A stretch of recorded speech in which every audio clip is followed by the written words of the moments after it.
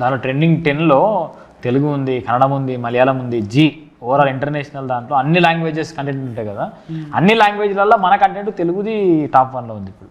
ఏక నెంబర్ ఏక అయింది కానీ అంటే ఒకప్పుడు రవిడిగుండేయాలకు పెట్టేది యాస, ఇప్పుడు మొత్తం కథలనే పెడుతున్నాం, హీరో అవుతున్నది, కథనే హీరో అవుతున్నది, అది హీరో లెక్క నిలబడ్డది ఇలా ఈ యాస భాష.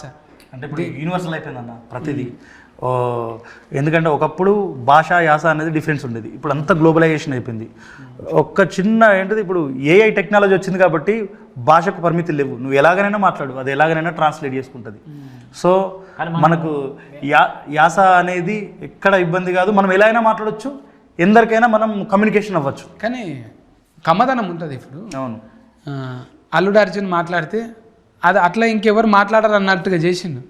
ఇప్పుడు యాస మళ్ళీ సదన్న మాట్లాడే యాస, అనిల్ మాట్లాడే యాస, ఈ టింజులు అలాగుంటాయి కానీ వస్తాయి ఎవరికన్నా రావవి. అలా నోట్లో పడితేనే ఇప్పుడు ఒక డైలాగ్ ఒక హీరో నోట్లో పడితే అదొక లెక్క ఉంటుంది.